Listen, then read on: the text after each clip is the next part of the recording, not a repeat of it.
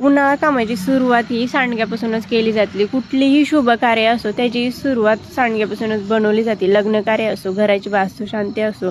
तर चला तुमच्यासोबत आज मी सांडग्याची रेसिपी भन्नाट अशी शेअर करणार आहे. आवडली तर लाईक करा, फॉलो करा आणि शेअर करा.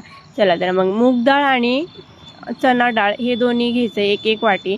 आपल्याकडे उडीद डाळची डाळ आणि मुगाची डाळ सहसा करून अवेलेबल नसते, असेल तर बेटरच झालं.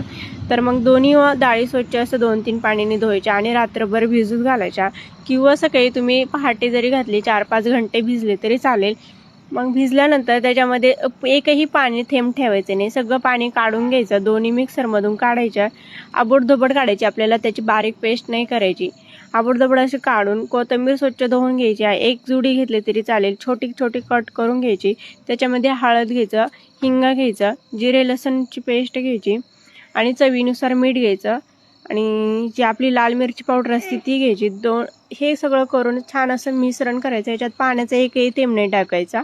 आणि नंतर आपल्याकडे जो कपडा असतो तो कपडा ओल्या पाण्यात घ्यायचा, तो भिजवायचा आणि पिळायचा आणि तो बाजावरती किंवा कॉटवरती बाहेर आपण हातरू शकतो.